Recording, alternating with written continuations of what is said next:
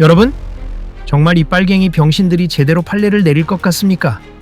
얘네들은 눈 닫고 귀 닫고 벌써 지령받고 움직이는 중국 앞잡이들입니다. 국민 모두가 원하지 않아도 자기네 입맛대로 어차피 결과는 탄핵 가결을 만들 것입니다. 저 눈깔 좀 보세요. 설령 이 새끼들이 뭐를 잘못 처먹고 개과천선해서 판례를 탄핵 반대표를 던졌다면 뭐 뻔한 결과 아니겠습니까? 이놈들은 곧바로 1년 안에 드럼통으로 직행입니다. 응? 근데 왜 사람 마음 몰라주고 그렇게 흐름을 잘못하는 게 옛날부터? 죽음보다 무서운 게 있을까요? 혹시 저 인간들은 더불어 테러당은 무섭고 우리 국민들은 쉽게 보이진 않을까요?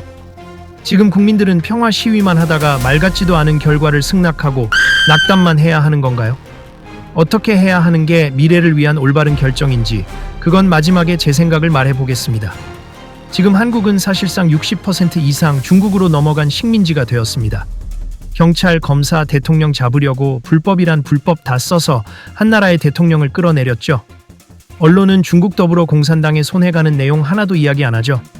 재판관은 중국 앞잡이놈한테는 질질 시간 끌고 한국 대통령은 불법으로 재판에 앉혀놓고 죄목을 이리저리 만들어서 붙여내고 있죠. 문 대통령 때부턴 제대로 국가기밀, 산업기밀 다 팔아쳐먹고 지금은 짱깨인지 화교인지 간첩질하면서 드론 띄워서 군사기밀 다 파헤쳐도 하나도 처벌 안 하죠. 이런 상황이 이 한국 땅에 처음 있는 일이라고 생각하십니까? 아닙니다. 우리는 벌써 경험을 했습니다.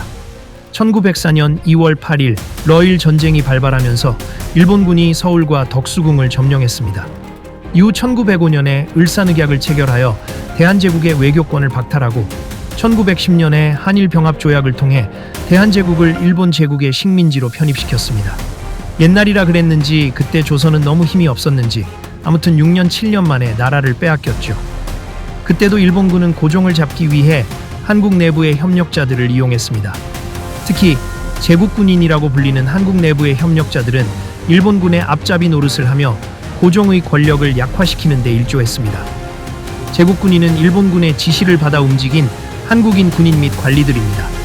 이들은 일본의 군사적, 정치적 목적을 위해 고종을 격리시키고 한국의 주권을 약화시키는 데 적극적으로 협력했습니다. 지금 이 제국군인들이 바로 더불어민주당 14애들입니다. 국민 여러분, 원래 일제시대 때도 국민들은 나라가 팔려나가는지도 모르게끔 조금씩 점령당하다 점점 시간이 지나 식민지가 된 것입니다. 일본군들이 직접 나서지 않고 지금처럼 앞잡이들을 이용해서 말이죠. 한국은 지금 박근혜 전 대통령이 탄핵을 당하고 문재인 앞잡이가 주권을 잡으면서 5년 안에 60%를 식민지로 바꿔놨습니다. 입법, 사법, 행정 다 중국 앞잡이들을 자리에 앉혀놓았죠. 그나마 다행인 건 국민들이 어느 정도 눈치채서 윤통을 뽑은 거고요. 물론 부정선거로 투표 차이가 거의 없어서 위험했지만요. 그래서 이번에 다들 아시게 되었잖아요. 부정선거 결과물이 인터넷에서 찾아보기만 해도 증거물이 흥건합니다. 4월 15일 총선 당일 부여군 옥산면 개표소 사전선거 투표용지 415장을 지금 막 전자개표기로 개표를 끝낸 참이었어요.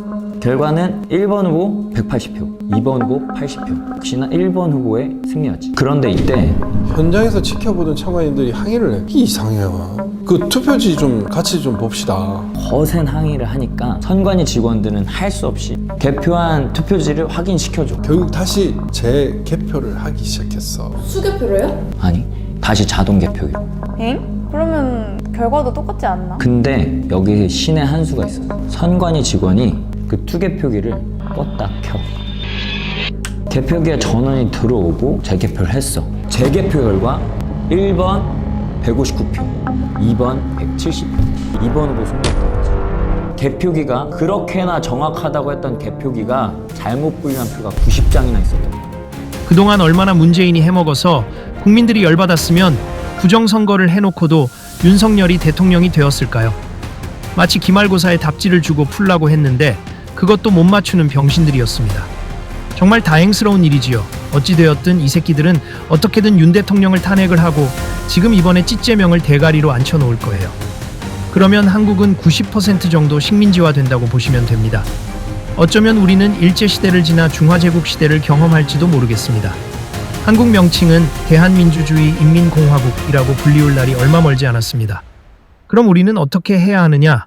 그건 다음 영상으로 넘어가겠습니다.